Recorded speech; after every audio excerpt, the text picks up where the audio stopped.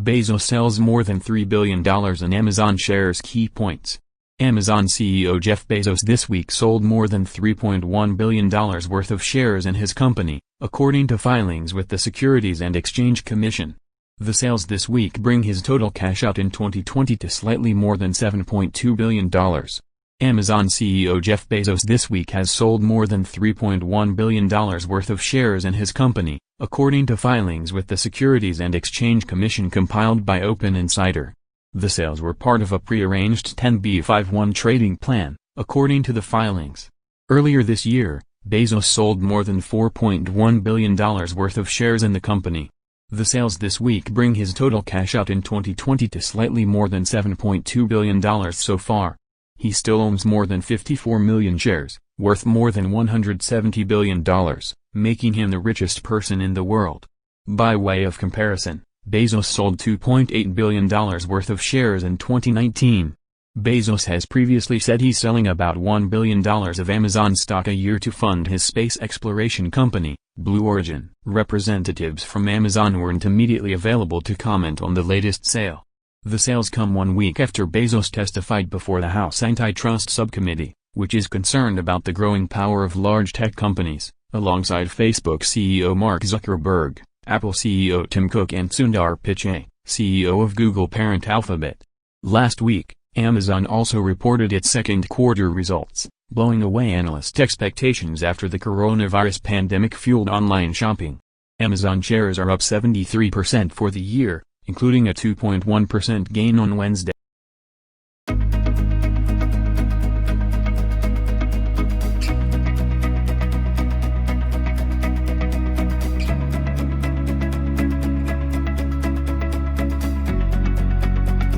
If you're an investor and you're looking for something to own for the next 3 to 5 years, you absolutely can be comfortable buying these stocks today.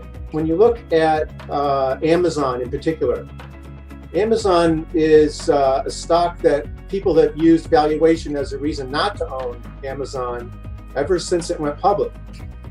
And that didn't work out very well. It worked out very well for Jeff Bezos, on the other hand, to become the richest person in the world using a management philosophy of foregoing short-term profits. I think that has turned out very well for him, and I think there's a lesson in there, not only for other companies and their approach to managing their businesses, but it's a lesson for investors as well, because investors that took that long-term ride with Jeff Bezos have done very well. And I could really make the same case for these other companies, which for the most part are not driven by short-term metrics. And the valuation argument, we have to remember as investors that yes, valuation matters, but a lot of the time valuation is not a factor determining equity performance, not a factor at all. And in the world of growth stocks, that's probably more true than in the world of value stocks. I think it's inevitable that there's going to be more deep observation of all these companies, and everybody's going to face up to the fact that they are basically utilities.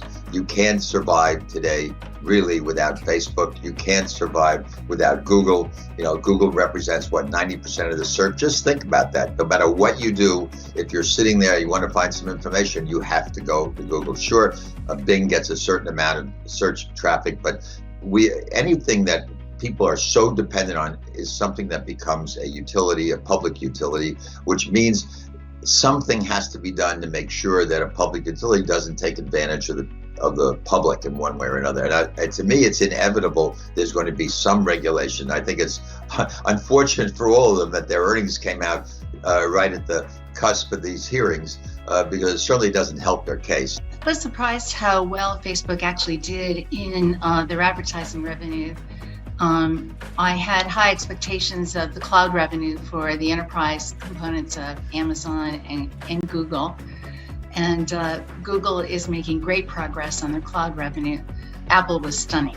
All of these companies, first of all, demonstrated they can lead at scale, they can operate in extraordinary circumstances.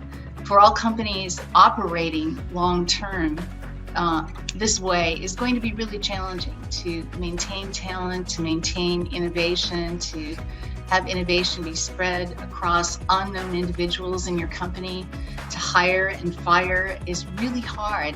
We get together, all of our CEOs, once a week, and those are all enterprise software companies. And they fared very strongly during the pandemic. But the leadership challenges are very, very large. I think Facebook showed that its ad model currently is more resilient than Google's. There are two interesting numbers that came out of the Facebook print. One is that they disclosed that they now have 9 million advertisers. Their last disclosure was 8 million. And the second one is that they disclosed that their top 100 advertisers accounted for only 16% of their total revenue.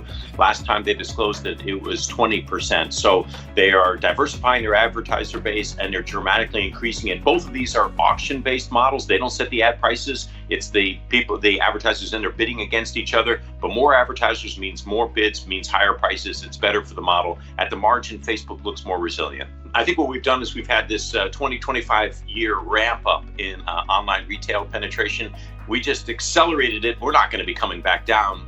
We're just going to work off of a higher plateau. Here are the numbers. Going into the COVID crisis, about 13-14% of retail sales were online. Right now, we're at 17 or 18%.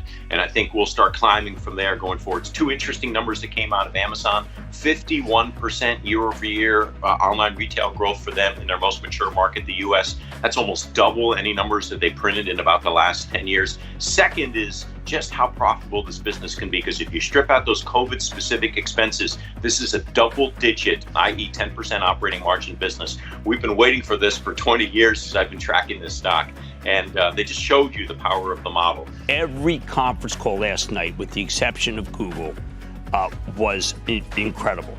The power of these companies is extraordinary.